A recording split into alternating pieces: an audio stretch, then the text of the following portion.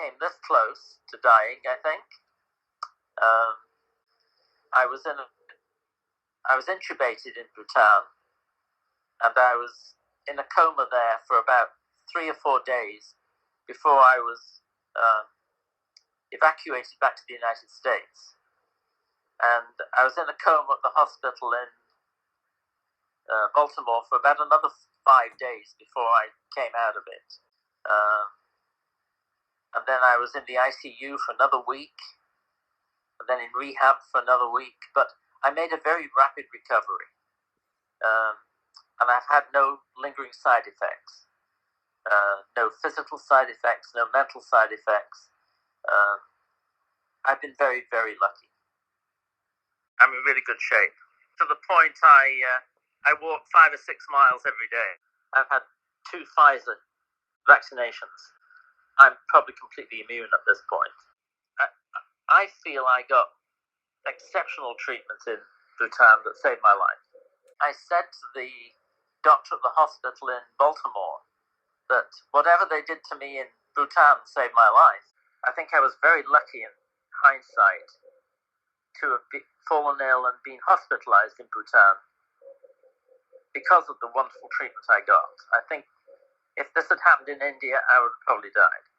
I remember clearly the festival in Punakha that we attended, where the reenacting the battle that took place hundreds of years ago, and everyone was in traditional costume.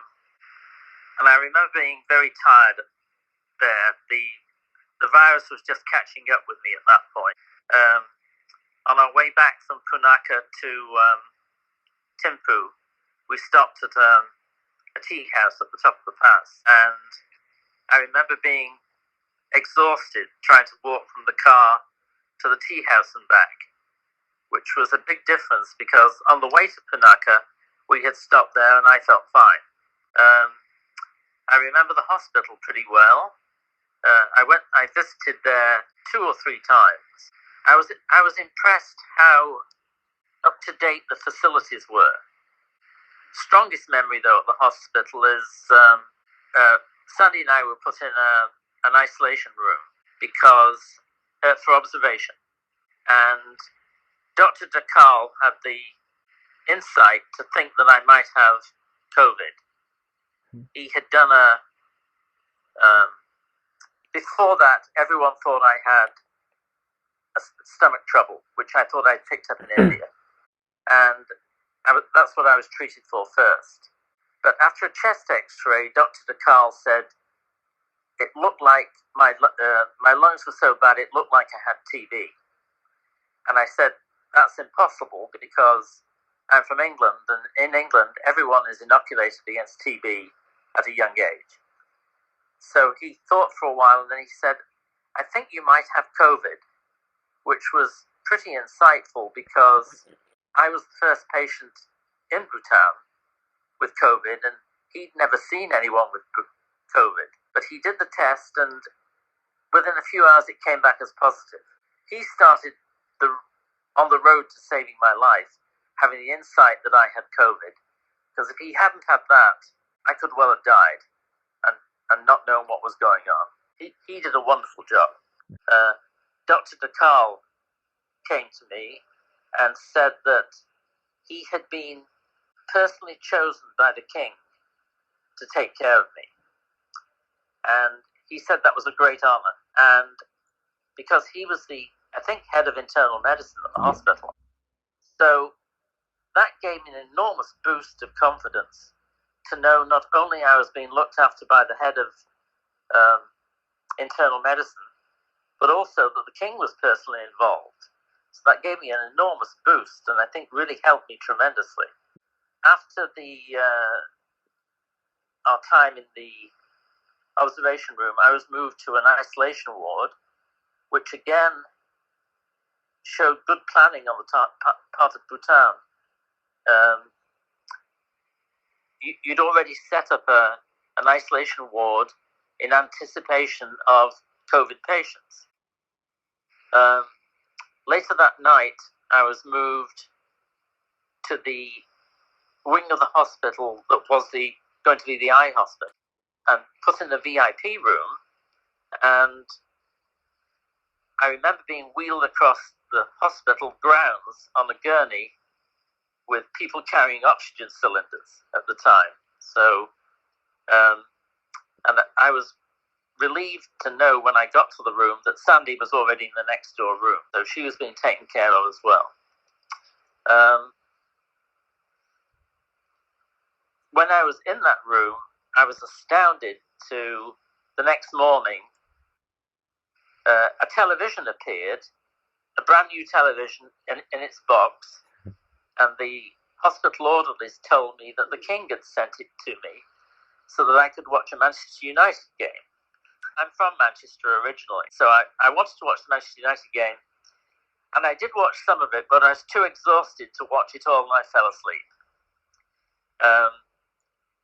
And then the orderlies told me that the King had sent me a pair of pajamas and a cover for the bed and a pillow as well. So again, it gave me an enormous boost, psychological boost, to know that the King was personally involved. And I later learned, I didn't know at the time, that the health minister, I think, spent the night at the hospital, and the King spent a good portion of the night, maybe all night at the hospital, I don't really know. That's what I've heard since. So I was treated extremely well in the hospital. Again, I was surprised how advanced it was. They brought a portable X-ray machine to the room, and in the middle of one night I was taken down for an MRI, which surprised me. I didn't think that Bhutan would have an MRI, but I was proven wrong. I was just astonished that the King would personally be involved. I just couldn't believe it. And as I say, it gave me a tremendous psychological boost to know that I was being treated at such a high level, that the King, the Prime Minister, the Minister of Health, and the head of internal medicine were all personally involved. It was astounding. I'd like to thank him personally for his involvement. I feel that his involvement saved my life. I'm most impressed with the way that he directed the response to COVID in Bhutan, getting involved at a personal level, making sure that the virus didn't spread, being really serious about contact tracing. If the United States had done a tenth as well, we'd be in a lot better position than we are now. So that one thing I do remember, I said to one of the orderlies at the hospital, I can't believe that the King is directly involved. And this orderly said to me, we all love him. All the nurses at the hospital, the orderlies, everyone was exceptionally good, exceptionally kind, caring. I would say you're in an exceptionally good position with the King personally involved, looking after the welfare of all Bhutanese, also the excellent healthcare system you have. I think you're exceptionally fortunate to be in such a situation where clearly the King really cares about the welfare of the people. The other thing that I remember very much is the kindness of the hotel staff, in particular the waitresses in the restaurant. They were very concerned about my welfare. They could see I wasn't right, and I could eat very little, and they went out of their way to get me ice cream or things that weren't on the menu that might tempt me to eat. So I thought, and the staff, the front desk staff there were very, very kind as well. I thought. Also, our driver and guide were extremely helpful. It reminded me of Switzerland. It's a beautiful country. Some of the houses in Paro reminded me of what you might see in Switzerland. I